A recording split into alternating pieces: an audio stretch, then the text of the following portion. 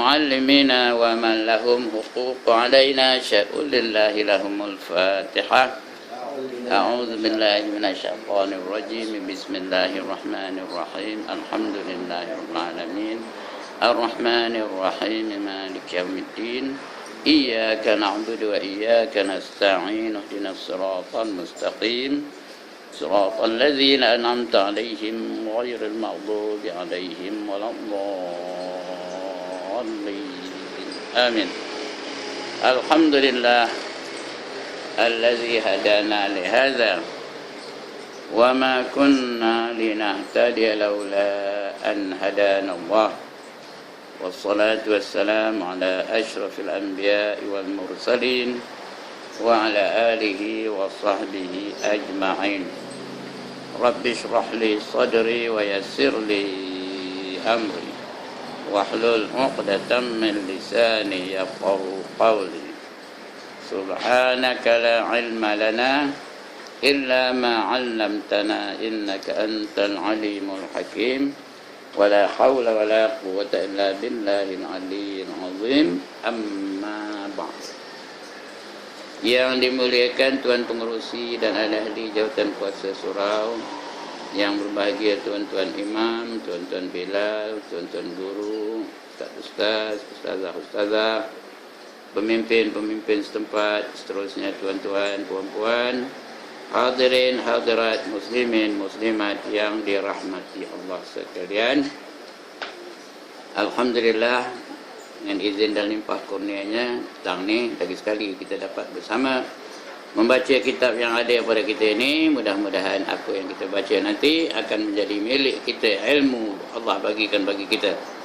Dan yang pentingnya ilmu yang kita dapat tu kita amalkan dalam hidup kita. Mudah-mudahan berkat ilmu tu dan dapat pahala di sisi Allah Ta'ala, dan dengan itu layaklah kita untuk mendapat ganjaran-ganjaran yang disediakan oleh Allah bagi mereka-mereka yang mengamalkan ilmu yang ada pada diri mereka itu. Jadi tajuk kita pagi ini masih lagi perkara-perkara atau adab-adab menghadapi hari Jumaat. Ya. Dulu dah kita baca apa dia benda-bendanya bila nak masuk dalam hari Jumaat tu apa nak buat. Kemudian bila dalam masjid apa nak buat. Kemudian dah semayang. Dah semayang di antaranya dah kita baca.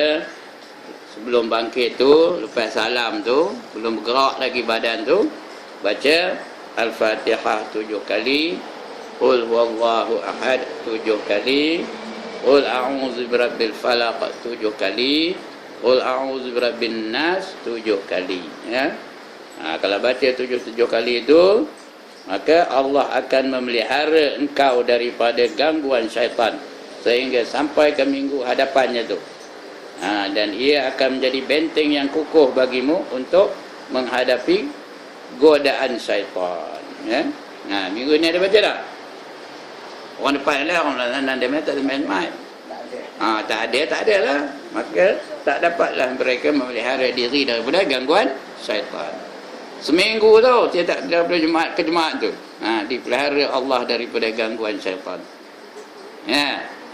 Tak adalah terbeliak aja mata tu nengok Akademi Fantasia. Tak adalah telinga tu nak dengar aja lagu-lagu yang melalaikan daripada mengingati Allah. Tak adalah mulut-mulut tu nak ngata orang aja, nak mengumpat orang aja. Kerana semua itu adalah desakan syaitan, ya. Adalah ajakan bisikan daripada syaitan. Jadi kalau nak pelihara baca 7 kali, bukan teruk benar. Tapi lepas salam tu lah, lepas salam tu dah berdoa tu imam tu, kita baca. Jangan bangkit dulu, duduk habis tu dulu. Duduk macam tadi akhir tu dulu, kemudian baca 7 kali Fatihah, habis tu 7 kali Qul huwallah, Qul a'udzu birabbil falaq 7 kali, Qul a'udzu birabbin nas 7 kali. Allah akan pelihara kita daripada gangguan syaitan sepanjang minggu itu. Dari Jumaat ke Jumaat. Ustaz, kalau selalunya kita dekat sini ya, baru sekali Fatihah, kata imam doa, kita nak baca. Memang baca lah. Tak, imam tengah doa tu. Itu tak boleh. Dah lepas lah, dah habis tu imam doa tu lah. Lepas Jumaat tu imam baca sekali Fatihah aja. Al-Fatihah, baca Fatihah, imam naik doa. Itu lain, ini dah lepas, dah habis doa tu. Dah habis doa? Udah amin amin amin ya rabbal alamin wa akhir da'wahum alhamdulillahi rabbil alamin. Orang tu bangkit, kita jangan bangkit. Baca 7 kali Fatihah tu, ya. Fatihah 7 kali, qul huwallahu 7 kali sama tu, ya. Jangan bangkit dulu, baca dulu. Kalau orang nak salam aja bentar duduk tu. Ya, kalau orang nak sembang jangan lawan sembang tu. Jangan bercakap apa-apa dulu, ya. Kecuali hal yang mustahak lah, itu kena jawab lah, ya. Kalau ada orang kata, oh Syahdu tu dah mati ya lah, jawab lah, ya. Kalau tidak, tak usah sembang. Lebih kalau nanya, siapa menang malang, Kelantan ke Perak lah, jangan jawab. Ya. Itu dia. Kemudian baca akan doa ini. Hari Jumaat ni penting doa ini, ya. Allahumma ya Ghani, ya Hamid, ya Mubdi'u, ya Mu'id, ya Rahim, ya Wadud, aghnini bihalalika an haramik, wa bita'atika an maksiatik, wa bifadlika amman siwak. Artinya, ya Allah, ya Ghani apa? Allah yang maha kaya. Ya Hamid, Allah yang maha terpuji. Ya Mubdi, yang memulakan ciptaan makhluk. Ya Mubdi itu dia memulakan mencipta makhluk. Kemudian ya Mubdi, ya Mu'id, yang mengulang-ulanginya, ya, yang mengulang-ulang dia. Penciptaan tu, makhluk tu cipta tu diulang-ulangnya. Lagi ya Rahim, yang sangat mengasihani, kasih sayang. Ya Wadud, yang sangat mencintai, dia cintakan kepada hamba-Nya. Ya Wadud. Itu kita puji Allah tu. Ya Ghaniyu, ya Hamid, ya Mubdi'u, ya Mu'id, ya Rahimu, ya Wadud. Kita puji Allah Ta'ala tu. Udah puji baru minta. Udah puji baru minta. Apa mintanya? Kayakanlah aku dengan rezekimu yang halal. Aghnini bihalalika an haramik. Kayakanlah aku dengan rezeki yang haram dan pelihara yang haram lah. Kayakanlah aku dengan harta yang halal, dan jauhilah aku daripada perkara-perkara yang haram, harta yang haram, ya. Dan bukan yang haram, dan anugerahilah kepada aku taat kepadamu, bukan maksiat. Itu minta tu. Biar aku buat taat aja, jangan buat maksiat. Lagi, dan berikanlah aku dengan kelebihanmu, bukan dengan kelebihan orang lain. Aku tak minta kepada orang lain, aku hanya minta kepada kamu. Kalau ada apa-apa pun dari kamu, bukannya daripada manusia. Ya, kau dapat berim dari mana? Kau dapat berim dari mana? Dari Allah. Ya, bukannya dari manusia, ya. Jangan ingat itu baik, ya, dia ambil baginya kita berim. Ya. Itu semua dari Allah. Siapa yang buka hati mereka? Allah. Ya, itu dia. Jadi kita minta apa daripada Allah Ta'ala, bukan dari yang lain daripada Allah Ta'ala. Baik, habis tak ada semangat lagi dah. Lepas itu bangkitlah, baliklah, ya. Selepas sembahyang Jumaat, hendaklah engkau sembahyang sunat ba'diyah Jumaat. Lepas sembahyang Jumaat tu, bangkit sembahyang ba'diyah Jumaat. Apa arti ba'diyah? Sunat selepas sembahyang fardu Jumaat. Itu namanya ba'diyah, ya. 2 rakaat atau 4 rakaat atau 6 rakaat. Kalau malam habis penyegan, 2 rakaat. Kalau rajin sikit, 4 rakaat. Kalau rajin lagi, 6 rakaat. Tapi 2. Masuk kunci pintu masjid. Tak apa, mayang juga. Di luar, di beranda boleh mayang. Nanti ada mengunci-kunci, nentam. Mana di luar dia? Di beranda tu boleh mayang. Masjid ni tutup, kopi tu ke? Dah, ya? Baik tu habis Jumaat tu pasal lah. Dah lama orang dah tak ada, memanglah tutup. Tu salah cangok kan je. Ya? Jadi tutup siap masjid pun tengoklah. Kalau orang ada lagi sembahyang, janganlah tentu-tentu tengah sembahyang, mengganggu orang sembahyang tu.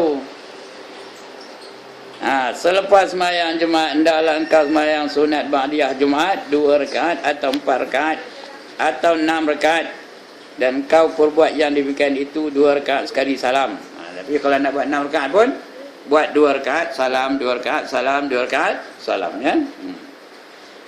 Maka telah diriwayatkan yang demikian daripada Rasulullah sallallahu alaihi wasallam di dalam beberapa cara yang berlainan, ya. Macam-macam caranya diriwayatkan Rasulullah, ya.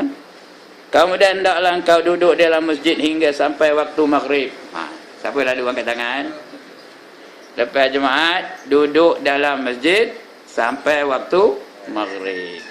Kalau tak ada apa hal lah, ya. Kalau ada hal, kalau kerja, pergilah kerja, jangan tuang kerja sebab itu, ya. Kalau ada hal, kalau apa tak hal, duduklah dalam masjid tu, iktikaf. Niat iktikaf berapa jam kita duduk dalam masjid, selagi itulah dapat pahalanya, tak putus-putus pahalanya, pahala iktikaf. Tapi kena niat dah, ya. Saja aku berhenti dalam masjid ini sunat kerana Allah Ta'ala, dapat pahala iktikaf, ya. Kemudian hendaklah engkau duduk dalam masjid hingga sampai waktu maghrib atau sekurang-kurangnya sampai waktu asar. Dan hendaklah engkau pandai menanti saat yang mustajab doa, kerana saat itu diperhiaskan oleh Allah pada sepanjang hari Jumaat. Jadi kita kena cari saat yang doa kita tu dimakbulkan oleh Allah Ta'ala. Hari Jumaat ni ada satu saat, ada satu ketika yang Allah kabulkan doa kita. Tapi dia tak kabul waktu mana? Kerana kalau kabul waktu itu macam, waktu itulah penuh orang di masjid, tak ada kerja lain, doa je. Jadi kita kena cari, kena tujah-tujah. Kena apa? Kena apa gelarnya? Carilah, ya. Kena apa? Macam kita mencari Lailatul Qadar lah, ya. Tak tentu malam ini ke malam ini ke malam. Kena tujah-tujah lah. Kena cari-cari, ceroya-ceroya. Ya. Kena teruk-teruk, macam orang neruk, ya. Teruk-teruk kan nampak ikannya cap teruk, ya, betul kan? Macam itulah. Kadang-kadang mungkin antara dua khutbah, kadang-kadang mungkin lepas sembahyang Jumaat tu, kadang-kadang sebelum masuk waktu asar, tak tentulah. Pada hari Jumaat tu, itu bukan sehari hari Jumaat tu, kan sekali aja, tiap minggu ada. Ya? Tapi kalau kita cari betul-betul saatnya, akhirnya jumpa juga. Ya, bila jumpa waktu itu, tidak akan ditolak doa kita. Jadi apa kita buat dalam masjid? Berdoalah banyak-banyak sementara menunggu waktu asar atau menunggu waktu maghrib, ya. Dan hendaklah engkau pandai menanti saat yang mustajab doa itu, kerana saat itu diperhiaskan oleh Allah pada sepanjang hari Jumaat. Banyak hari Jumaat tu ada satu saat yang bila kita berdoa garanti diterima oleh Allah Ta'ala. Tapi saatnya mana entah, kita kena cari-cari, kena tujah-tujah, kena teka-teka, ya. Maka biarlah engkau mendapati masa itu. Jadi kalau kita berada dalam masjid, kerjanya berdoa je sepanjang hari, jumpa tak? Jumpa tak saat itu? Garanti mesti jumpa punya, ya. Jadi ini kita tak ada usaha, mana nak dapat, ya. Lepas salam bah, lepas salam bah, lepas salam bah. Apa bah? Doa pun tak sempat. Assalamualaikum warahmatullahi wabarakatuh. Assalamualaikum warahmatullahi wabarakatuh. Apa bah? Naik bah ke? Kumbah. Lepas salam kumbah. Lepas salam kumbah. Berhentilah dulu. Lepas tu kata orang tua dulu, ini bukan hadis, tak percaya pun tak apa. Ya, kalau nak tengok syaitan hari Jumaat, tengok siapa yang mula-mula keluar dari masjid. Itulah dia ni. Kata orang tua dulu, ya. Ini bukannya hadis, tak percaya pun tak apa. Siapa nak tengok syaitan, tengok orang yang pertama keluar dari masjid waktu Jumaat.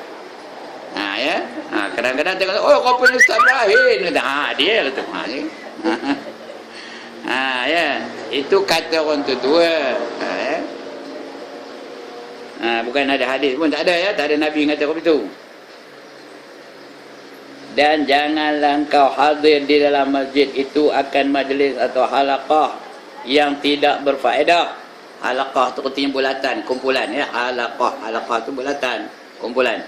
Kalau benda yang tidak ada berfaedah, tak payahlah kita hadir bersama dengan halaqah itu.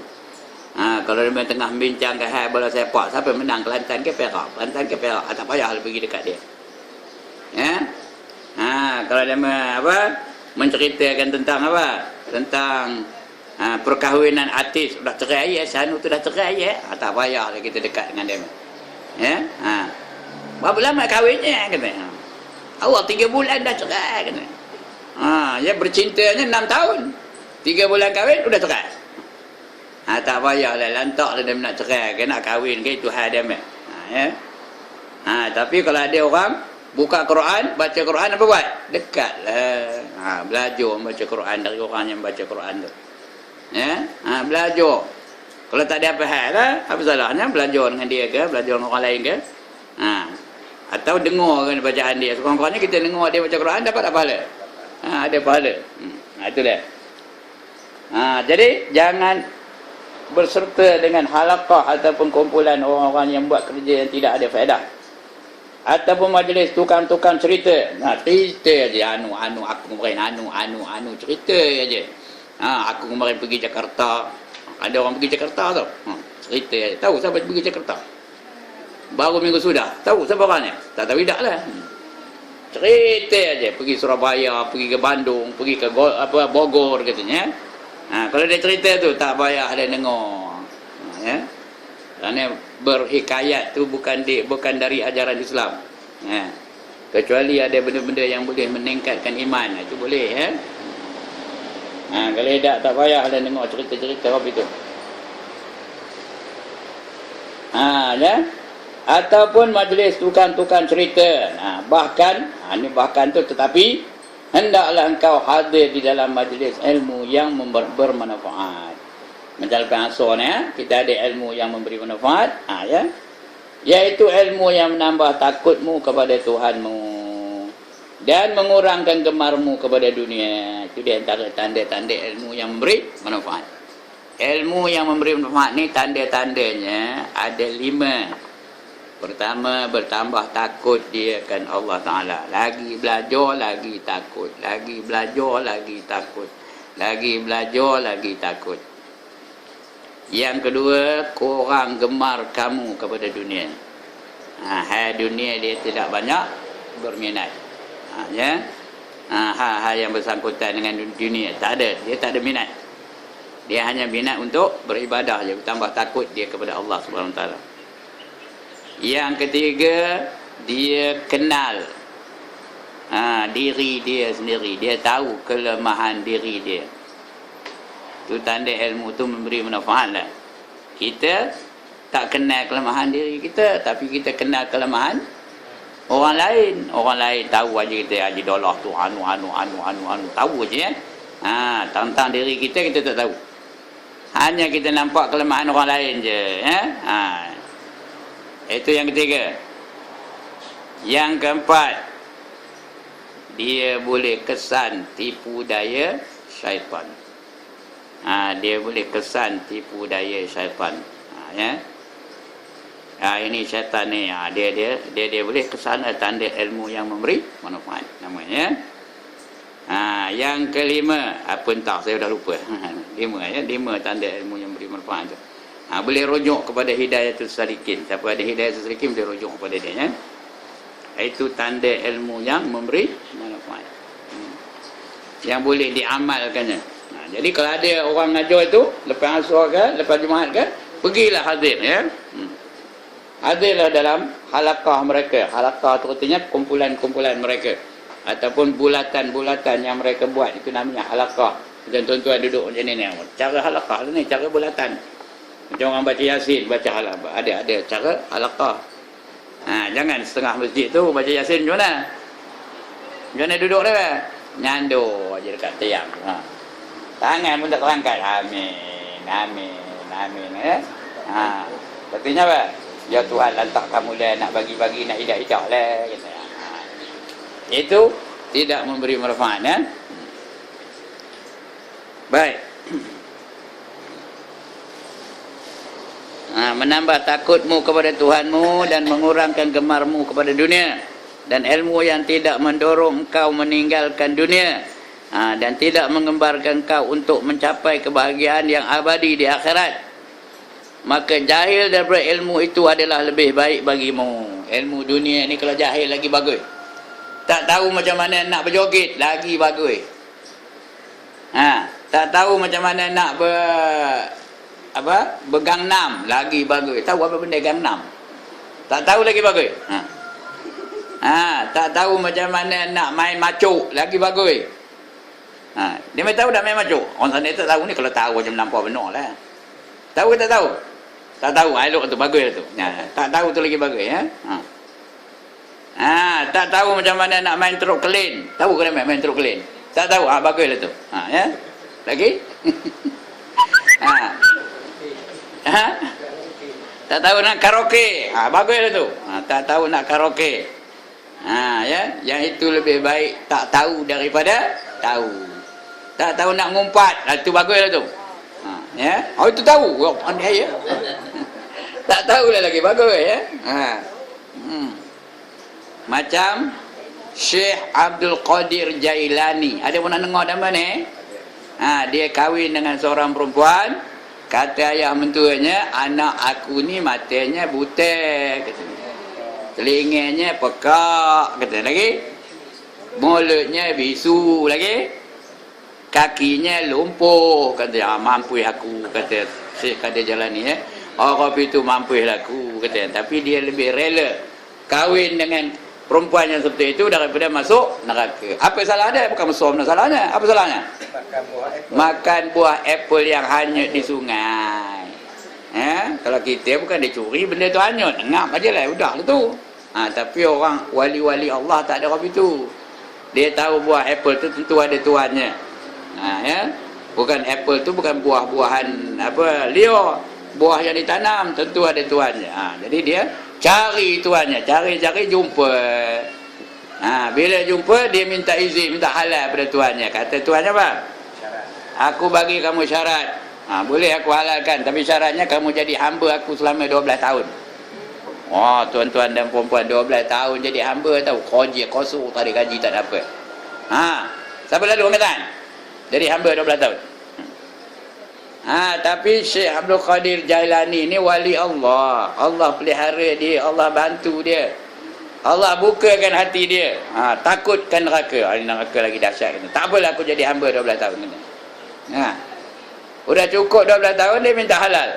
Tuan, tempoh saya dah cukup. Oleh yang demikian halalkanlah apple yang saya makan dulu.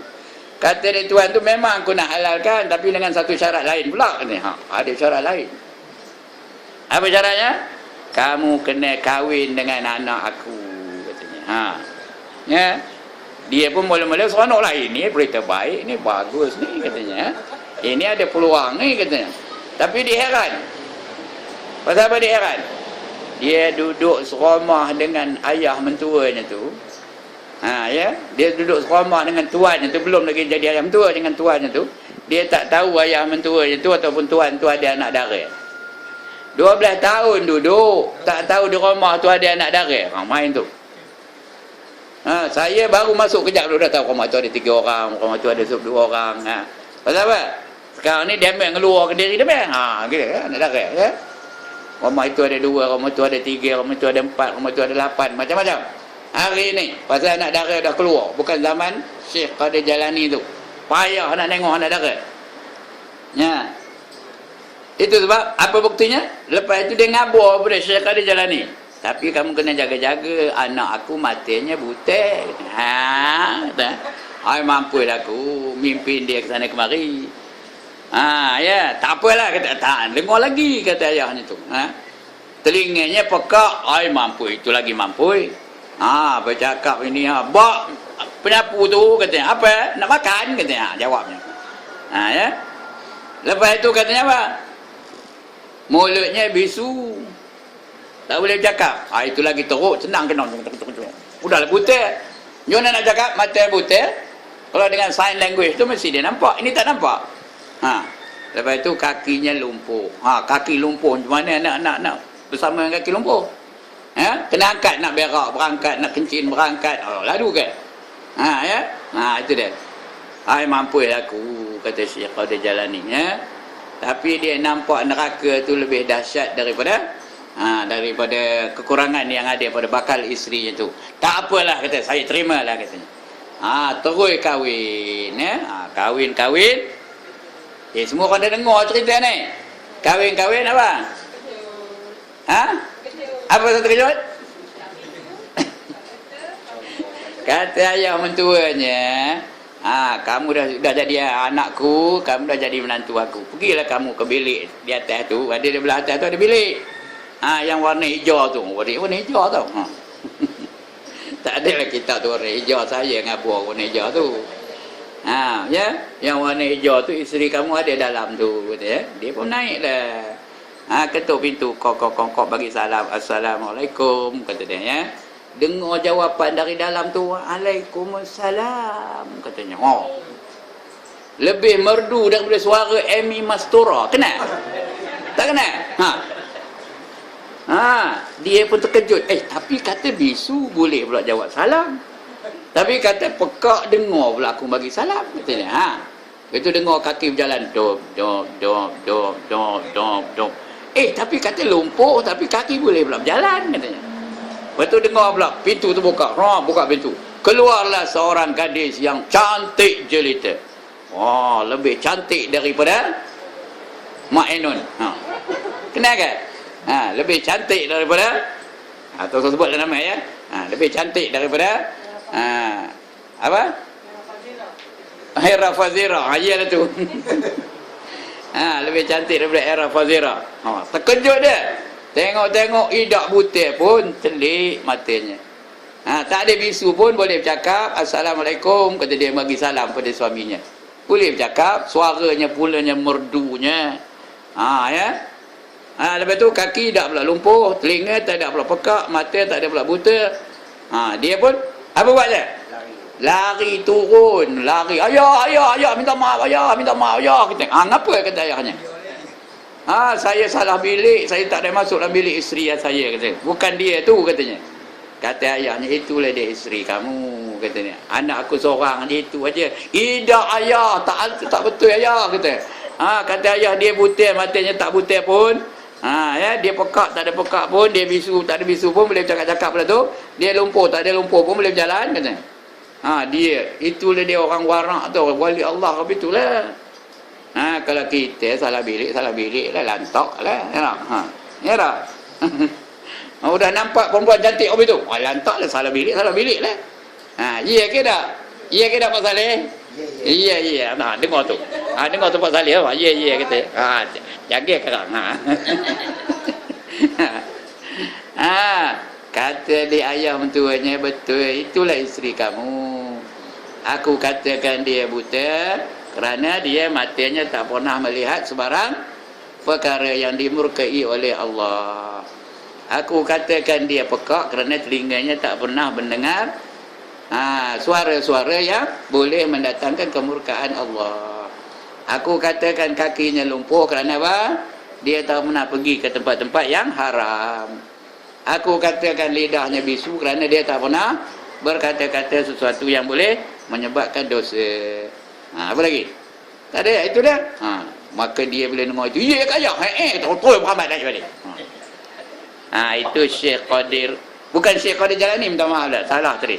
Ayahnya Syekh Yaqub Jailani namanya, Syekh Yaqub Jailani. Ayah kepada Qadir Jailani. Itu dia tuan-tuan dan puan-puan ya. Inilah kita minta ni.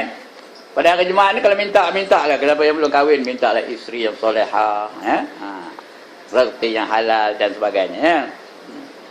Tapi kita nak cerita ni, jangan pergi ke tempat-tempat yang tidak memberi manfaat untuk akhirat. Ya. Kalau nak pergi ke tempat yang boleh memberi manfaat di akhirat. Majlis ilmu yang disuruh tu ya. Oleh itu berlindunglah engkau dengan Allah daripada ilmu yang tidak bermanfaat, dan hendaklah engkau perbanyak membaca doa ketika matahari naik. Berarti matahari naik. Itu hari Jumaat tu, pagi-pagi tu ya, sebelum hari Jumaat tu ada matahari naik kan, lepas subuh tu. Matahari naik, dan ketika tergelincir waktu nak zuhur. Dan ketika tenggelam, waktu nak maghrib tu. Sebab dia suruh tunggu sampai maghrib. Dekat nak maghrib tu, berdoa lah. Ya. Dan ketika engkau mendengar iqamat, lepas iqamat tu berdoa lah. Ya, tengah dengar tu tak payah iqamat, jawab iqamat tu. Allahu Akbar, Allahu Akbar. Apa jawab? Allahu Akbar, Allahu Akbar. Asyhadu an la ilaha illallah. Apa jawab? Asyhadu an la ilaha illallah. Asyhadu anna Muhammadar Rasulullah. Apa jawab? Asyhadu anna Muhammadar Rasulullah. Hayya 'alal salati, hayya 'alal falah. Apa jawab? La haula wala quwwata illa billahil aliyyil azim. Qad qamatis salatu, qad qamatis salah. Apa jawab? Udah. Apa jawab? Tak, bukanlah halala. Aqamah Allah wa hadama damatis samawati wal ard waj'alna min ibadiyas salihin. Kalau kerti lah, kalau tidak cukup aqamah Allah. Udah tu. Aqamah Allah. Boleh apa? Aqamah Allah. Itu aja ya. Itu qad qamatis salat, qad qamatis salat. Itu Allahu Akbar, Allahu Akbar. Sama juga Allahu Akbar, Allahu Akbar. La ilaha illallah, betul? Baca doanya. Walaupun dalam kitab tak ada doa iqamah ya. Tapi baca jugalah Allahumma rabb hadhihi da'wati tammah ya. Walaupun dalam kitab tak ada itu. Doa lepas azan itu ya. Tapi doa lepas qamat tak ada. Jadi jahil daripada ilmu yang tidak memberi manfaat itu adalah lebih baik bagimu. Oleh itu berlindunglah engkau dengan Allah daripada ilmu yang tidak bermanfaat, dan hendaklah engkau berbanyakkan membaca doa ketika matahari naik, dan ketika tergelincir, dan ketika tenggelam, dan ketika engkau mendengar iqamah, dan ketika khatib naik ke atas mimbar. Masa khatib naik tu boleh berdoa dulu. Tengah naik tu berdoa dulu. Ya. Doa. Apa doa suka hatilah, apa-apa nak doa lah. Minta kepada Allah. Tapi masa khatib tengah baca khutbah, jangan berdoa, jangan baca Quran, jangan bangkit semayang. Tapi kalau dah semayang, teruskan. Kalau belum semayang, jangan bangkit untuk semayang ya. Kerana masa itu tidak sah semayangnya ya. Ketika khatib tengah membaca khutbah. Ya, dilarang. Lagi apa? Dan ketika orang berdiri untuk semayang, tengah berdiri itu boleh doa ya. Doa pendek lah, jangan panjang-panjang doanya. Apa-apa kita penyakit, ya Allah sembuhkan aku dari penyakit ini umpamanya, boleh? Ya. Kenapa? Waktu itu mungkin waktu yang dimakbulkan doanya. Jadi berdoalah masa itu. Dan maka barangkali engkau menemui saat yang mustajab doa itu. Kita tak tahu, mungkin dia mustajabkan doa kita itu ya. Dan berusahalah sehingga engkau dapat bersedekah pada hari ini. Ya, hari Jumaat tu sedekah lebih besar pahalanya daripada hari-hari lain. Jadi janganlah tabung tu berjalan, lalu ikut depan kita, apa buat? Pejam mata tu. Sudah lepas baru celik balik. Ada orang buat apa itu? Ada, kata dia orang sana tu. Mana tahu tak, dia bukan tengok pun. Ya. Ya? Tengok dalam TV agaknya. Ya, betul. Jadi kalau lalu je tu isilah sedekah ya. Sedekah di jalan Allah, niat sedekah di jalan Allah. Siapa bagi RM1, Tuhan balas balik esok di akhirat berapa ringgit? RM700, bukan 70. RM700. Masalul ladzina yunfiquna amwalahum fi sabilillah kama sali habbatin ambatat sab'a sanabila fi kulli sumbulatin mi'atu habbah. Ya, bandingan mereka yang menafkahkan hartanya di jalan Allah adalah seperti seorang menanam sebiji benih yang tumbuh darinya 7 tangkai. Pada tiap-tiap tangkai ada 100 biji benih. Semua berapa? 100 kali 7 berapa? 700. Allah balas balik. Itu yang serendah-rendah. Wallahu yudha'ifu liman yasha. Itu pembalasan Allah yang paling rendah, yang paling lemah. Wallahu wasi'un alim. Dan Allah itu maha luas perbendaharaan, dan Allah maha mengetahui ya. Allah tahu aja siapa yang kedekut, siapa yang tak kedekut, Allah tahu. Ya.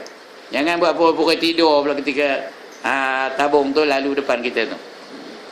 Tapi kenari orang dah cerdik, tak ada tabung lalu. Lepas aja salam tu, ada orang bawa tung. Round. Nampak siapa tak nak bagi, nampak lah. Ya. Itu bagus je gitu tau. Tapi biar sudah lepas mayang.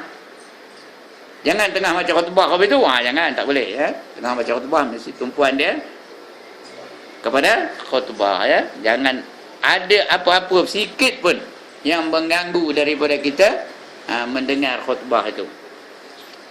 Itulah. Jadi mana dia? Dan ketika khatib naik atas mimbar dan ketika orang berdiri untuk semayang, maka barangkali engkau menemui saat yang mustajab doa itu. Dan berusahalah sehingga engkau dapat bersedekah pada hari ini. Kalau boleh biar tiap-tiap hari kita bersedekah. Semayang subuh tu kalau boleh, masuk ke dalam tabung tu tiap-tiap hari masuk. Bukan nak banyak, RM1, 5 kupang, supaya kita melazimkan bersedekah tiap-tiap hari. Bila kita bersedekah, malaikat doa untuk kita tahu. Ya Allah, gantikanlah sedekah orang ini dengan yang lebih baik daripadanya. Ya. Dia bagi RM1, malaikat doa, ya Allah, bagilah dia nanti akhirat dia sama dia dunia atau akhirat, yang lebih baik daripada RM1. Kalau 5 kupang, yang lebih baik daripada 5 kupang. Biar tiap-tiap hari dia melazimkan dirinya untuk bersedekah. Itu yang paling baik tu ya. Setiap pagi lah eloknya. Main subuh tu. Ya. Walaupun hanya sedikit, ikut kemampuanlah, sekadar kemampuanmu, walaupun hanya sedikit, maka dengan itu bermakna engkau telah menghimpunkan pada hari itu antara semayang, puasa, sedekah, membaca Quran, zikir, iktikaf dan ribat. Ribat ngerti apa? Menunggu semayang selepas semayang. Itu ribatun. Ribatun itu menunggu semayang lepas semayang. Dan jadikanlah hari ini dalam minggumu sebagai hari yang kau khususkan bagi akhiratmu. Jadi hari Jumaat itu hari yang kamu khususkan untuk beribadat semata-mata.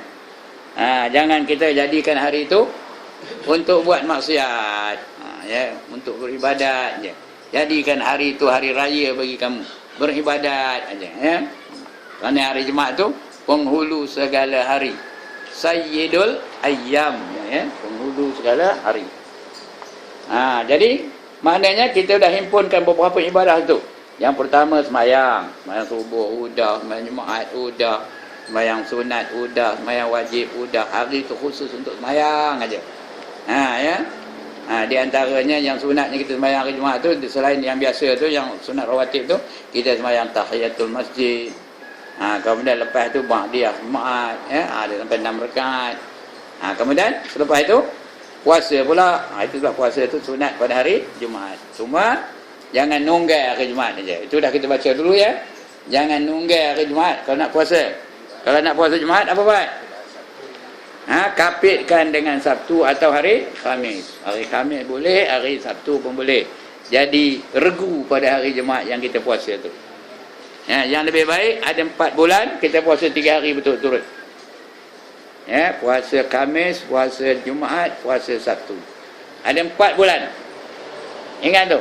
Nama bulan tu Ashharul Haram. Bulan-bulan yang haram. Apa bulannya? Yang pertama bulan Rajab. Yang kedua bulan Zulqa'dah. Zulqa'dah. Yang ketiga bulan Zulhijjah. Yang keempat bulan Muharram. Bulan Muharram. 3 bulan ni betul-betul. Zulqa'dah, Zulhijjah dan Muharram turut-turut tu. Yang selangnya bulan Rajab saja. Kerana bulan Rajab, lepas Rajab apa? Syaban. Lepas Syaban, Ramadan. Lepas Ramadan, Syawal. Itu baru Zulqa'dah lepas Rajab, Zulqa'dah. Lepas Zulqa'dah apa? Zulhijjah. Bulan di hujung tahun puasalah 3 hari betul-betul tu. Lepas Zulhijjah, Muharram itu bulan-bulan yang kita sunat puasa 3 hari berturut-turut. Tapi bulan Zulhijjah bukan saja 3 hari, 10 hari sunatnya. 10 hari yang pertama tu, 1 sampai 10. Ada orang tanya, atas 10 bulan tu macam mana Ustaz? Bukan kira raya.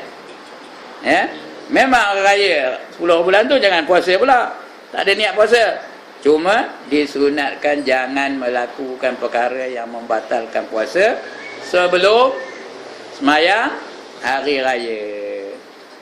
Jangan mamam sebelum pergi semayang raya tu. Makruh hukumnya, bukan haram ya, makruh hukumnya.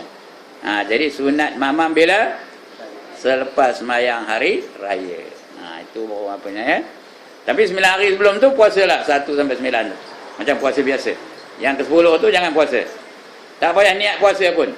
Tapi makan lepas orang sembahyang raya, makanlah. Dapat pahala macam puasa juga. Tapi tak payahlah baca nak makan macam Allahumma lakal sumtu wa bika amantu ala rizqika aftar. Tak payah. Mama macam Allahumma barik lana fima razaqtana wa qina azabannar. Dapat seolah-olah dia puasa pada 10 hari bulan Zulhijjah itu ya. Bulan Muharram 10 hari juga sunatnya. Ya. 10 hari juga sunatnya. 1 sampai 10.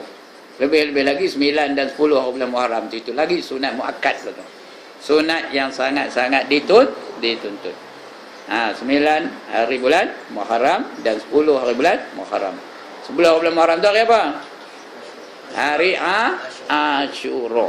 Banyak peristiwa berlaku pada hari itu. Yang pertama, Nabi Adam diampunkan dosanya pada hari itu.